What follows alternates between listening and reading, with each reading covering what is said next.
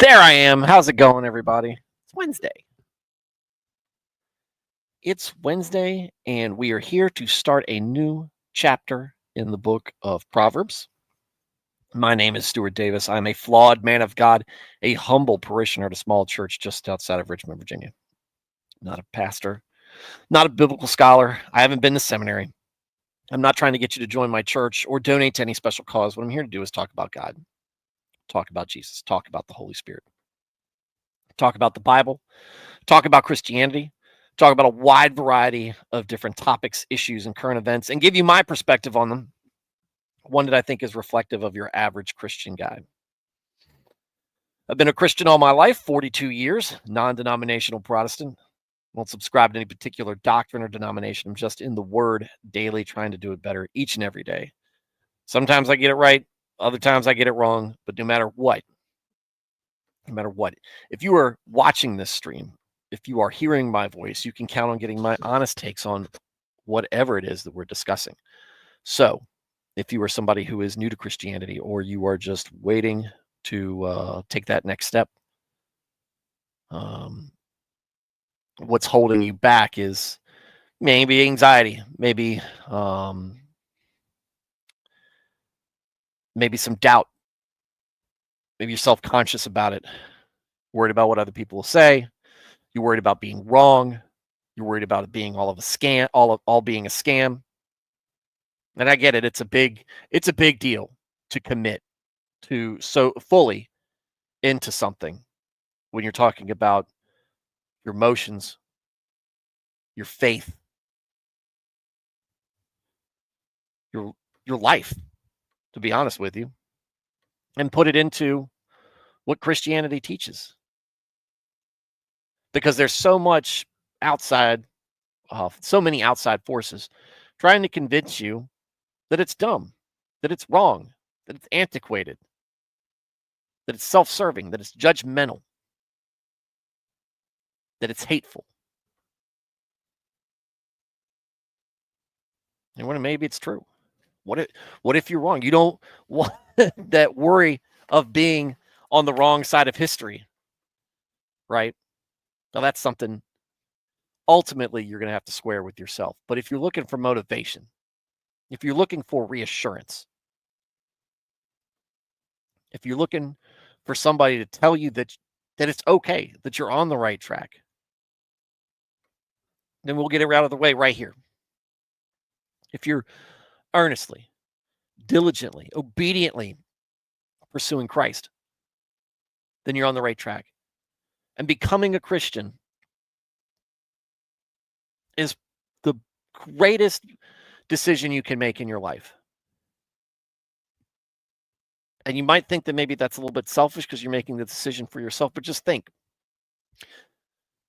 If you're thinking about helping other people become Christians, where does that start first? By becoming one yourself, right? Because you can't take care of other people if you can't take care of yourself first. If you don't have your own life in order, you can't help others.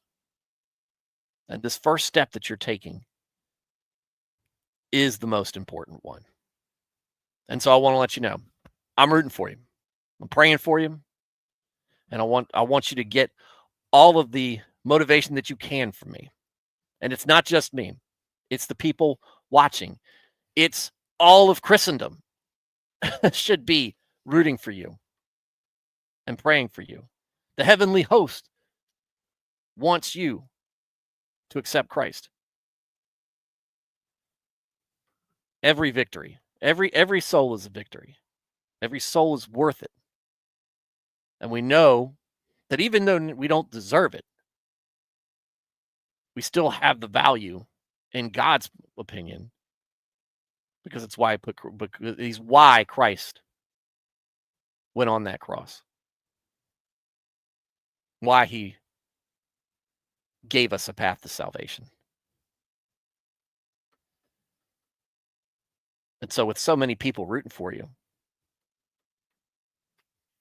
hey, that should give you all the reassurance that you need to at least take the next step. So if that's all you get out of here, then that's fine. But I would encourage you to stick around and hang out with us, see what it's all about. Uh, maybe you'll pick up some other things. Like I said, I am not a professional, right? I might be some place you stumbled upon to help you out, but there are smarter, better equipped people to help you along the way. But you are more than welcome to stick around and hang out and ask questions and offer your opinions. And we'll talk about that in a minute. If you were already a Christian and you just enjoy Christian topics and discussions, welcome as well.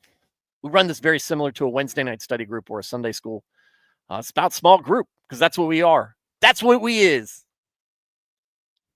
Um, and there generally aren't a whole lot of us here, which makes the setting seemingly more intimate, even though it's on the internet, accessible to anybody who looks up the channel.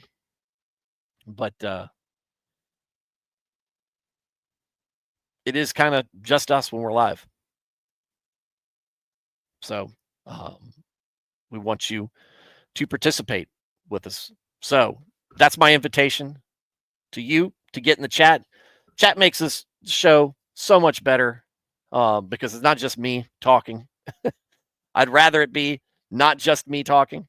I want to hear input from you guys. I want to get what you guys are thinking, how y'all are breaking down what we're talking about. Even if it's to make fun of me, don't care. Just want to hear from you. And again, we're a small enough group that if you put something in that chat box, I'll read it and respond to it. So, what do you agree with or disagree with? Where do you think I'm right? Where do you think I'm wrong? What unique insight, experience, or perspective do you have that maybe we haven't considered or discussed yet? Maybe you just want to add on to something somebody else said. Share your opinion. Ask questions. I'm not promising to have an answer to it, but we can talk about your question. Maybe point you in the right direction, or maybe somebody else in the chat has something to say about it. And with that said, let's get on with the show. Starting a new chapter tonight. Hope you guys are all doing well. It is a Christian Twitter right now is looking ugly. Orthodox and Protestants are at each other's throats over just pride, it seems like. Right? Debate me, bro. Or, these guys aren't even worth considering. It's disheartening. I sent a message to Thaddeus about it. I was like, I see this and it's just really disheartening. We got bigger fish to fry than attacking ourselves and flexing on how many people are flocking to orthodoxy and how many people care about it. And so much of this stuff is limited to an online audience. Oh, we got to do debates. And y'all know my opinion on that. The debates are stupid. Debates are just stupid. I don't know if they actually convince anybody of anything. It's just pick a side, root for it, and that's where you're going to land. If you aren't already there to begin with, get your soundbite in. And it's been all week. And I hate that. There are some people who have genuinely intelligent and uplifting things to say. Things that can expand the kingdom of Christ to folks who have not opened their hearts to him yet. And you're not going to accomplish that tagging walls, let's call it figuratively, tagging the walls of churches of a different denomination. Banging on doors, telling everybody how horrible they are, taking the memes too seriously.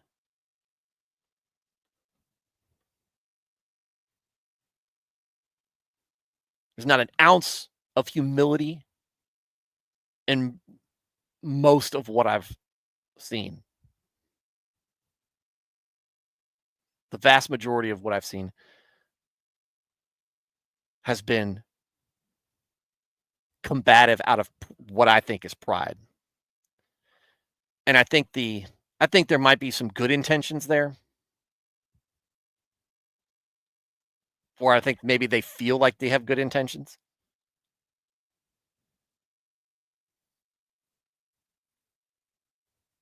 But how it generally comes out, they should be ashamed of it. There's better ways of getting your point across.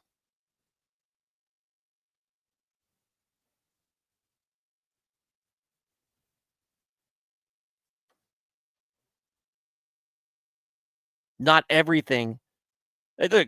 Look, it's biblical. There's a time for everything.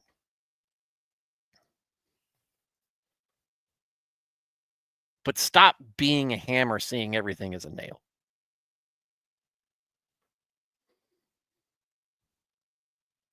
You can, if your position is as correct and truthful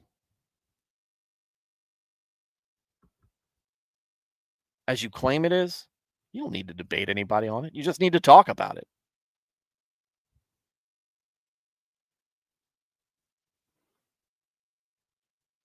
If debate me, bro, is your best approach,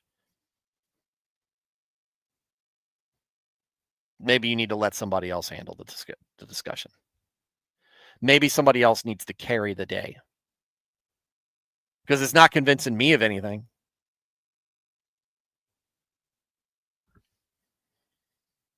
And I think this is a new phenomenon that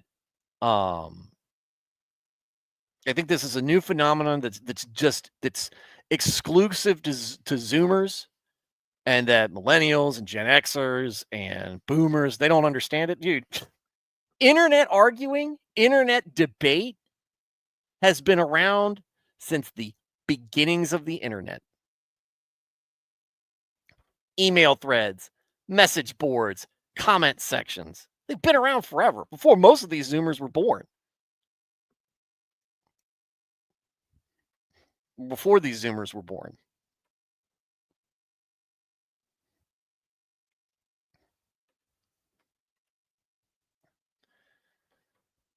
It's not a brand new phenomenon. The internet's not new.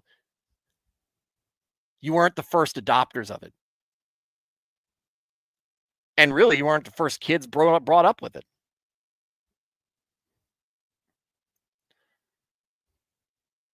And if you think that this is a more savage internet, it's not. It is way more tame.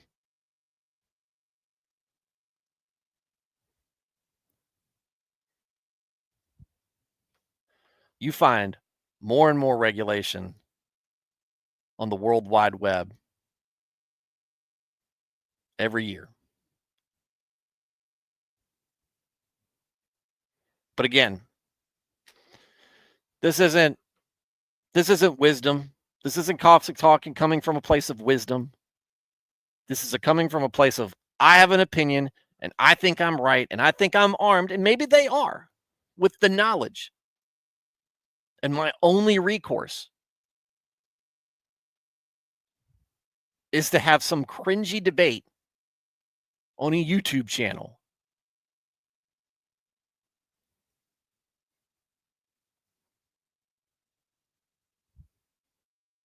With some other guy that I don't like. Because for the most part, these guys don't like each other.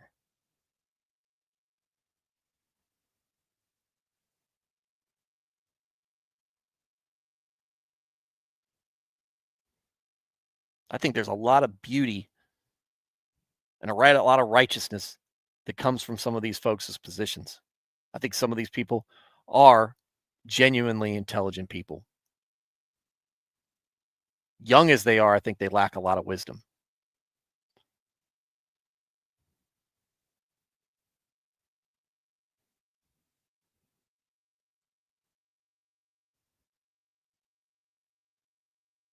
But it's so obnoxious to see it on display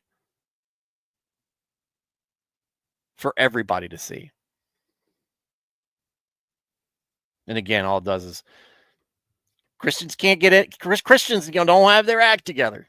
They can't even agree on simple things. Look at them. They're just fighting amongst themselves. And it's not over the parts that we have to struggle over.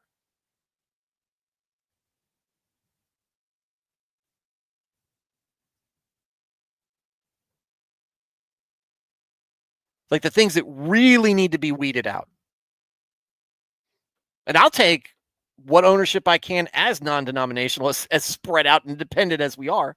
But there's a lot of non-denominational churches that don't have their act together, that are very superficial, very shallow, all about just baptizing people and letting them go and setting them out to the wild. Fire and forget.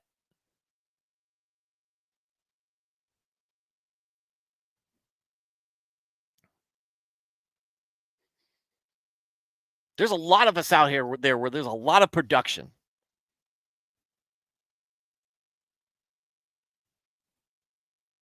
And not a lot of, let's talk. Where are you at? How are you growing? Right? What's keeping you accountable? How's your prayer life doing right now? Right? What sin are you struggling with? Or maybe not even, how are you dealing with the sins that you're struggling with?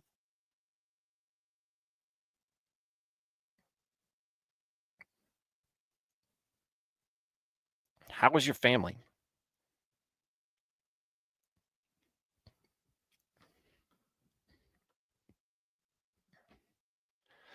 Some folks, they baptize you and send you off, they never see you again. They think they've done their job. For lack of a better term, it's less than half-assed. And maybe somebody else will pick up the slack along the way. And maybe there wasn't much else you could do for whatever the situation was.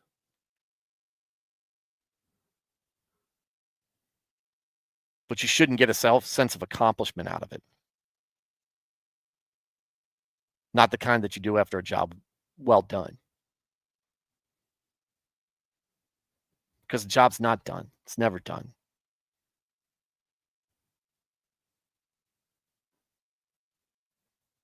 How's your culture like?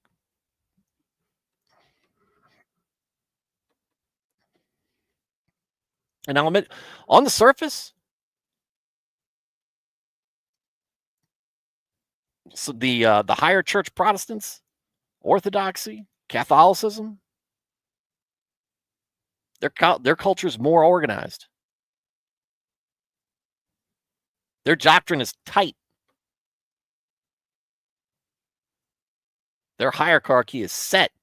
You should have a pretty decent understanding of where you stand.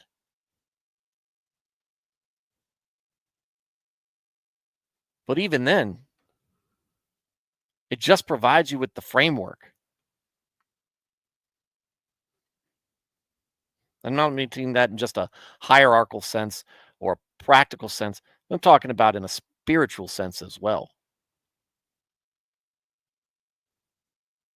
And that varies from church to church and parish to parish until you finally get up to the top of those food chains.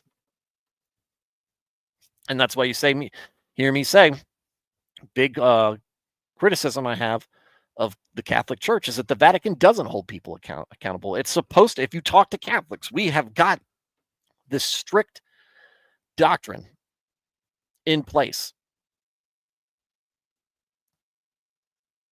And this is what we believe in. This is what is right. And this is how it should be done.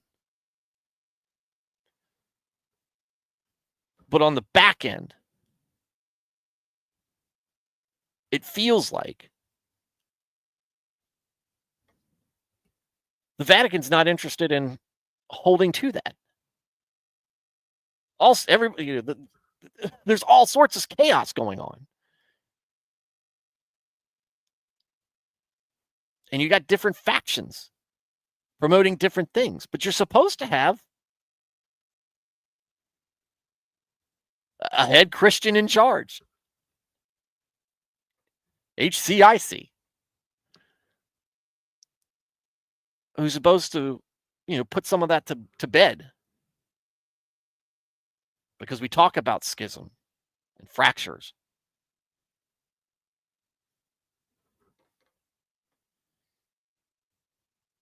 And it still exists. But it feels like nobody wants to be introspective about it. Nobody just wants to say, we need to do better.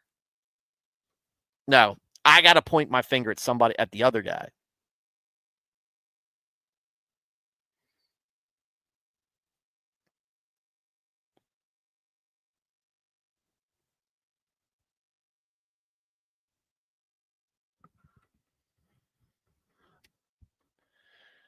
Disagreements in theology and how people handle it, Emmanuel. And how exhausting it is to me, and like I said, and what I've said earlier, disheartening it is for me to see it. We're not in that place yet. And I think that that's not to say that I don't think that there's no room for discussion. And that a firm stance and a firm take shouldn't be made if you feel like it needs to be firmly made.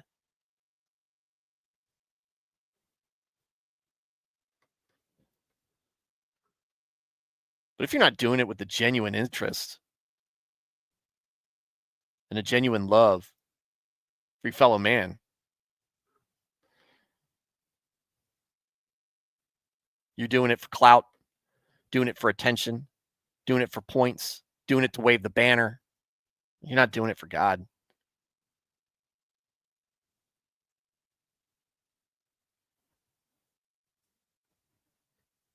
I think that puts us in a bad place.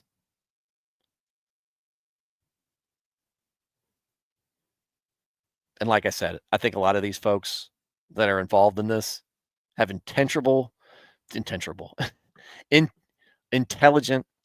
things to say. And I think that if they took a step back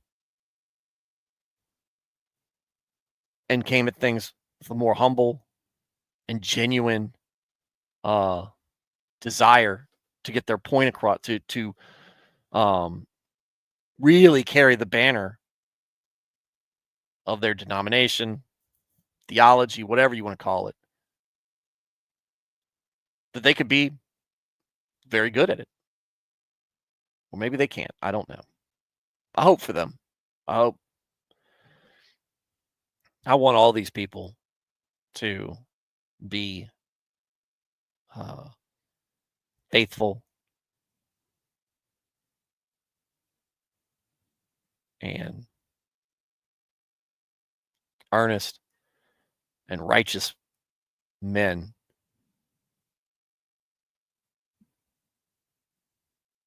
Just trying to do what's right by God.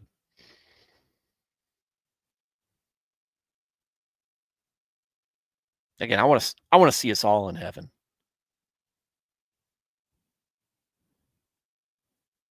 And I don't care. I don't care about sitting around in a circle with any folks and, hey, what did we get right? What did we get wrong? But at the same time, aren't we just all glad we're here?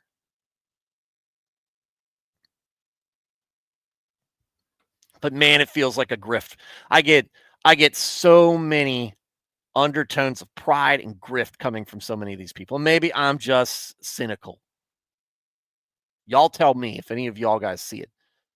Maybe I'm just cynical.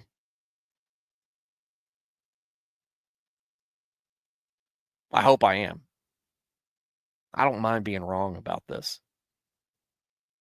Maybe I'll shut my mouth.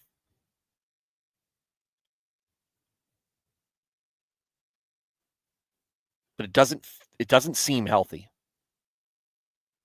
And like I said, we got We got bad actors in our own backyards that we need to take care of.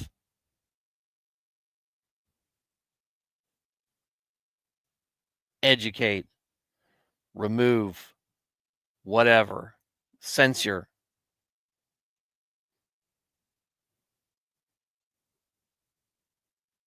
Before we present our house as the model.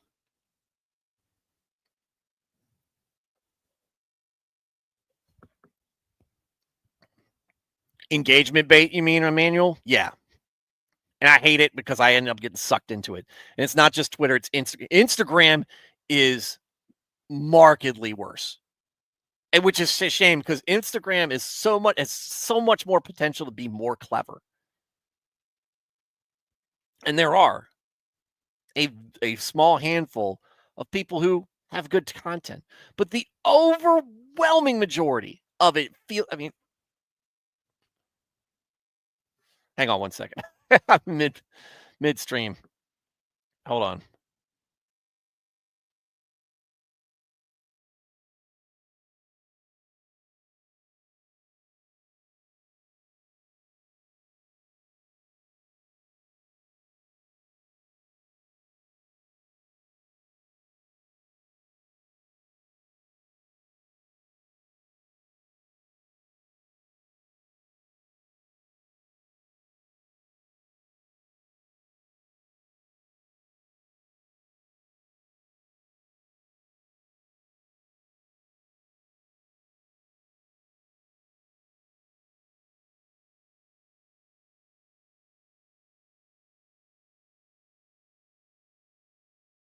I forgot where I was.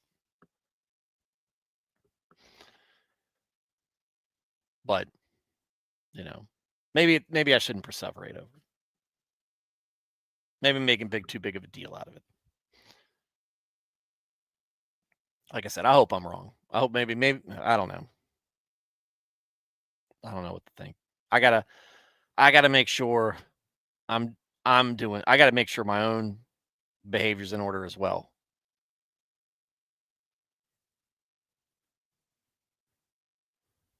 But I just hate seeing it.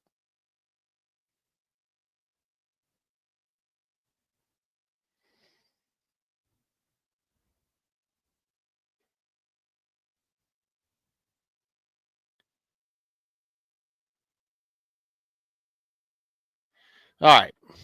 How's everybody doing? I think I said that at the beginning already. Thad the man. Well, as it turns out, the Packers grifter, when we talk about grifters, Packers grifter had a GoFundMe set up to pay for him to go troll Philly fans. Also, his language online is a bit suspect. Could it be a plant? Sure.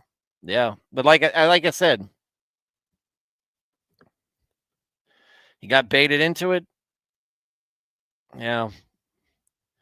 He's still responsible for his actions. Was it grimy the way it went down? Yeah. So was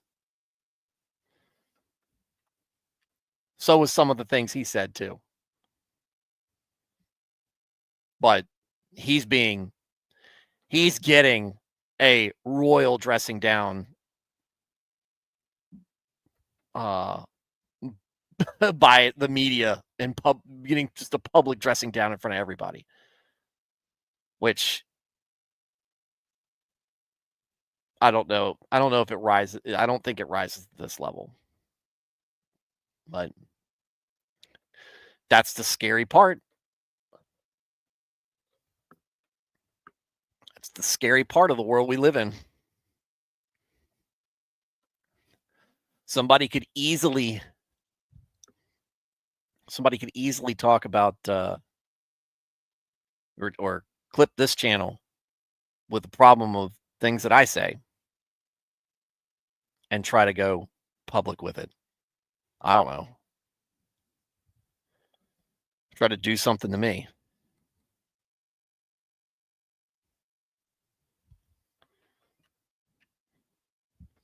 That was something I had to come to terms with when I started this channel.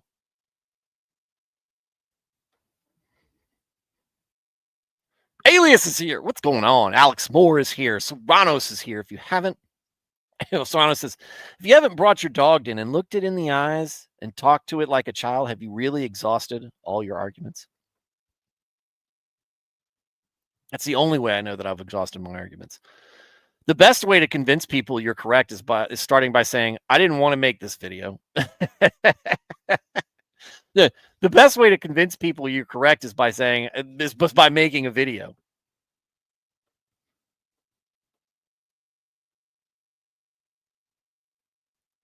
What's going on, Jenny? How you doing? Emmanuel, what's going on? What are we talking about? We already said, oh, so the people who act like Perturabo. Yeah. I still don't understand how Perturabo is so liked. My buddy, the guy who made, and Emmanuel, you weren't here for this. He made me these for Christmas. Let me maybe make the screen bigger. Oh, wrong screen. He made me these for Christmas. Coasters. I got a bunch of other ones with a bunch of other insignias, just wood burned into them.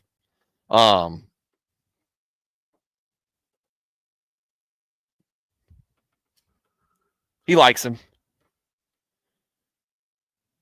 That's his chaos guy. I just find him so petulant.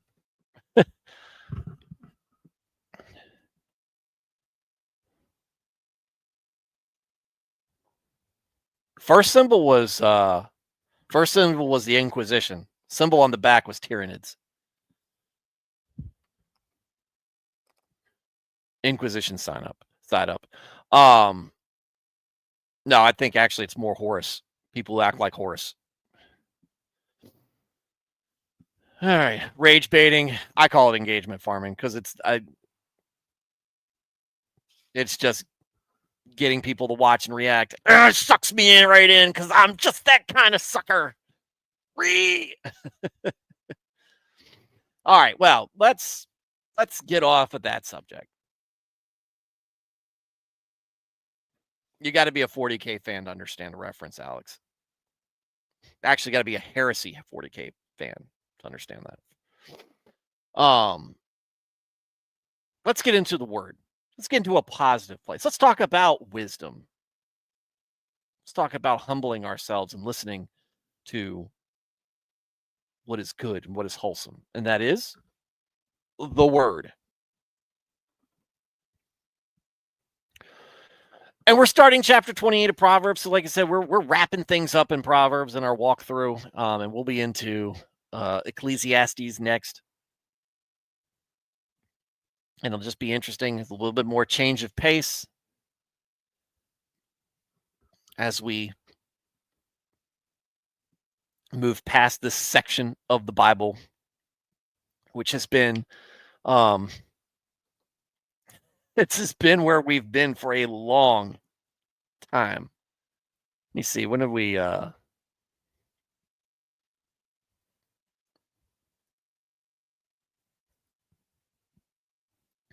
we talk rows per page 50? When did we start Psalms? I think we've been in there over a year. Oh, yeah. Yeah, we've been in Psalms well over a year. Or been Psalms and Proverbs well over a year. We started Psalms in October of 2023. October 25th of 2023. And here we are wrapping up in Proverbs. Probably take us maybe into February.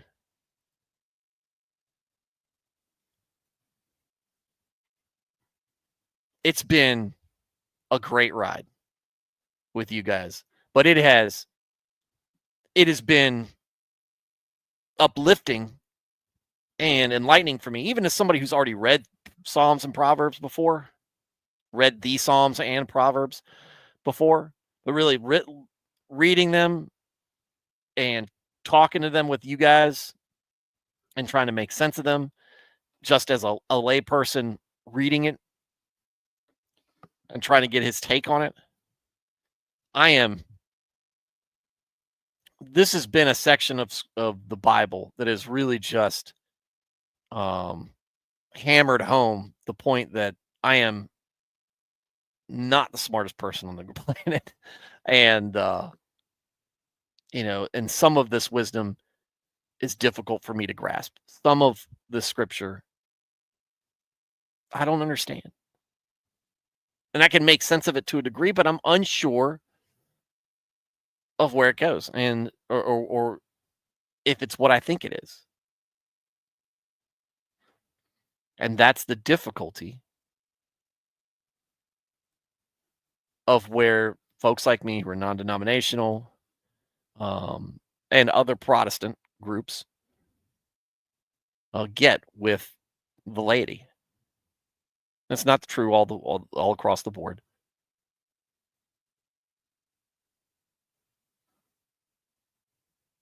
But it's more difficult for us to get explanation. There's not one set places. This is what this means. But if you read through church history, not the fathers and things, but you will see that throughout from the beginning there have been disagreements on things that the Bible says. So it's not new. It's not unique to Protestants. So don't let anybody tell you that. But yeah. What's going on, Alex? Glad to have you here. I think I already said hello to you, Jenny. But anyway, so wrapping up Proverbs, the Psalms and Proverbs, we're getting towards the end of it.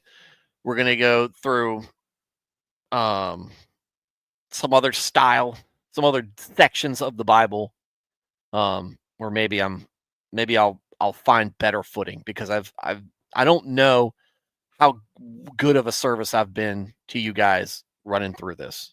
I think there have been times where I've really grasped it. There's episodes where I've read some of these Psalms, some of these Proverbs, and I'm like, yeah, I'm on a roll. And then there's other times where, man, I'm struggling, and I don't want to give somebody the wrong impression, but the point behind this project was to read it and react to it, not say that I'm correct about it. What does this mean to me when I read it? What does it mean to you when you read it? Talk about it. And just want that to make sure that because I try to lead off with this in my show, that I am not an expert. I am not a professional. And this is a place to talk about your faith, but I should not be the end all be all to it. If I get you started on the path, awesome. That is a big deal.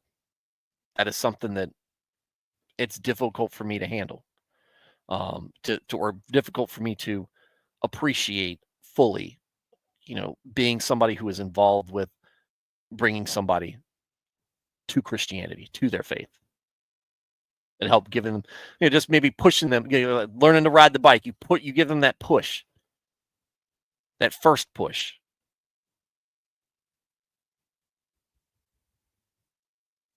Somebody else gives them all the pointers to ride like a champion. Anyway, all right, let's start. Let's get this started. We're almost 45 minutes into the show. All right. Warnings and instructions, chapter 28 of Proverbs. The wicked flee when no one pursues them, but the righteous are as bold as a lion.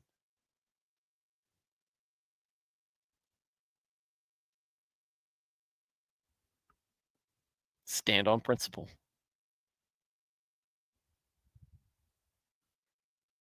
Will you drop will you drop everything and run away at the first sign of difficulty?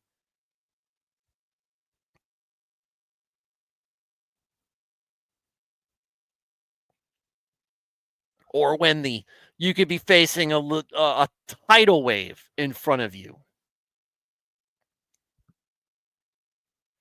and you're standing there faithful, like Daniel in the lion's den.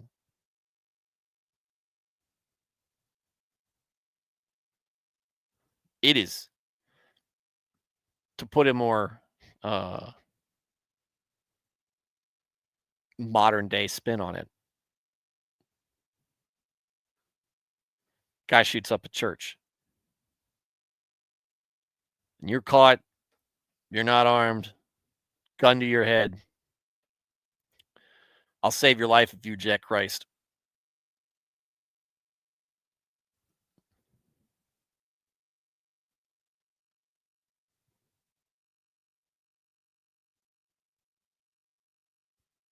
Do you have the courage to measure it to overcome the obstacle that you face?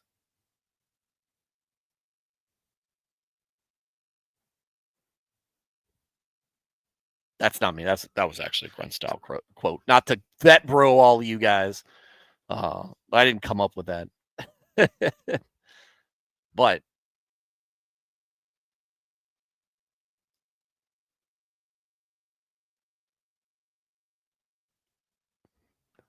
how strong are you? And it's not, doesn't make you terrible to admit that there's some weakness there. Starting point to work on becoming stronger.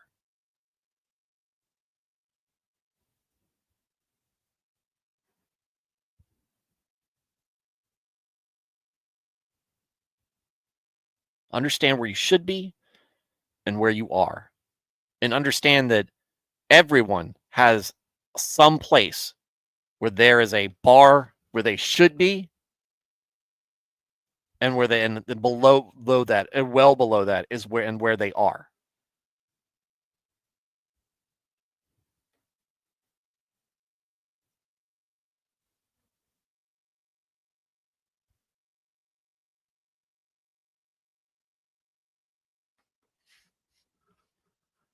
And it's probably multiple places.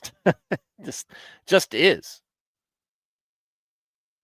You're not the only one struggling. You're not the only. Everybody's falling short, and maybe the people around you are aren't dealing with what you're dealing with. They're dealing with something else that might come easy to you.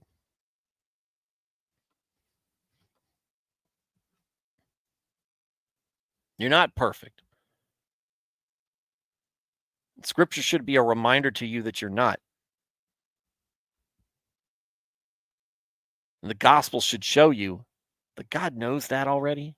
He still wants you to have, he still will forgive you.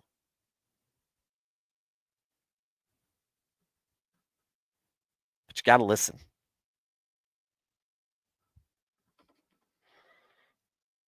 When a land does wrong, it has many princes. But when the ruler is a man of understanding and knowledge, its stability endures.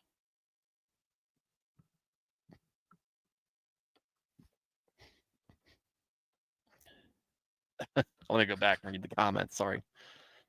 Emmanuel said, like Joker would say, all they need is a little push. I don't want it to be in that context, though, Emmanuel. I don't want it to be in that context. And then squeeze. Somebody gun to your head. What do? Squeeze. Squeeze. Thad said the plot of a lot of stories, we could see a cop and run. We could flee at the smallest things. Like, and yeah, it is a common trope. As we see it, it's a truism of life. Emmanuel says, without grace and faith, we are nothing. We all fall short, but we must overcome. Rah, rah. Like that. When a land does wrong, it has many princes, but when the ruler is a man of understanding and knowledge, its stability endures. This is talking about good leadership and lack of it. What happens? Land does wrong, it has many princes. Lots of people, a lot of hands in the pie. If you're a weak ruler or a corrupt ruler, a bad ruler, a lot of times people are doing their own thing.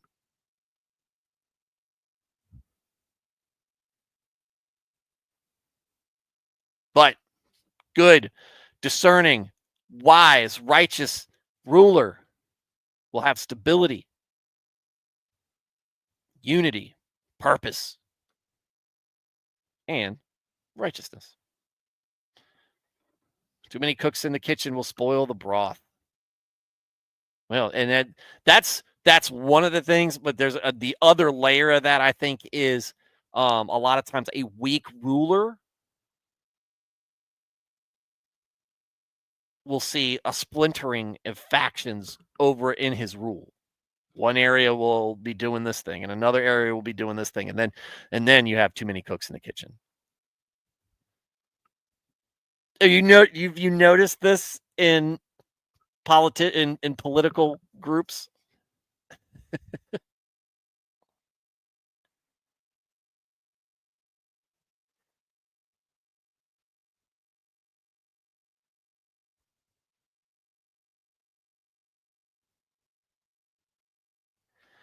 All right.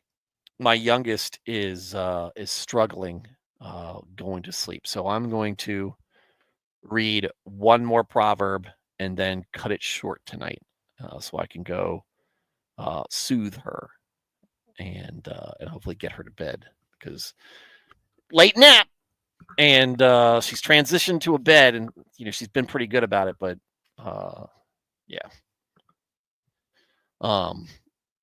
So let me and I'm not going to have an outro. I'm just going to end the stream. Let's go through it too. A poor man who oppresses and exploits the lowly is like a sweeping rain which leaves no food.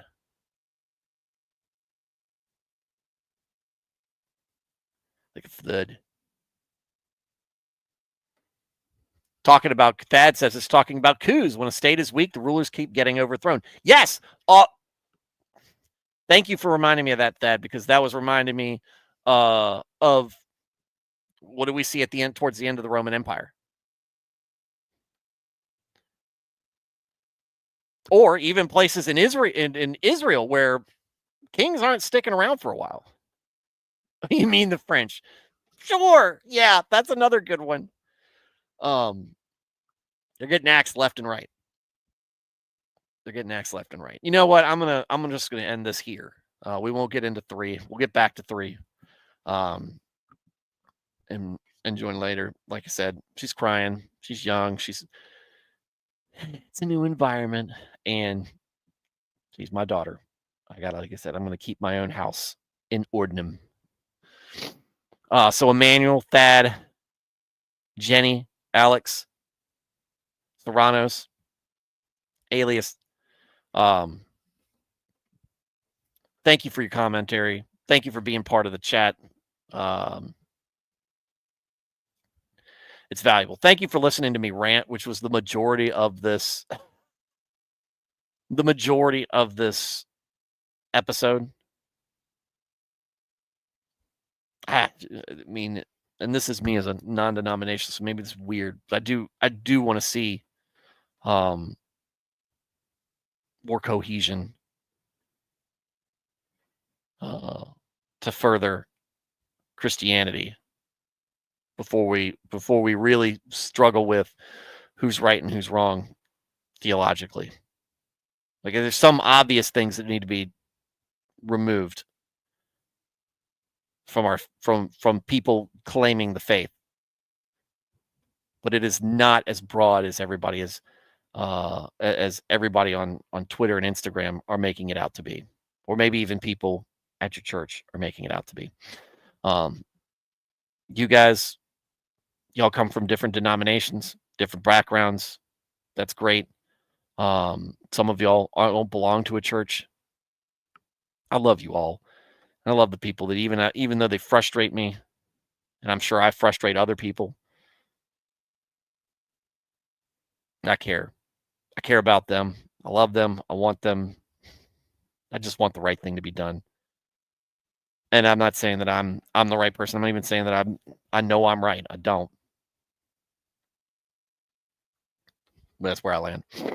To everybody who is listening, watching, and not part of the chat, that's okay. I want you to be part of the chat, but I understand that you might not want to, or might not be able to. I'm just glad you're here tuning in, and that you find this to be enriching enough that you come back to it. So thank you. I appreciate it. To everybody catching me on replay, hey, thank you for watching. Sorry I missed you. Hope to catch you live sometime. Everybody have a good night. God bless.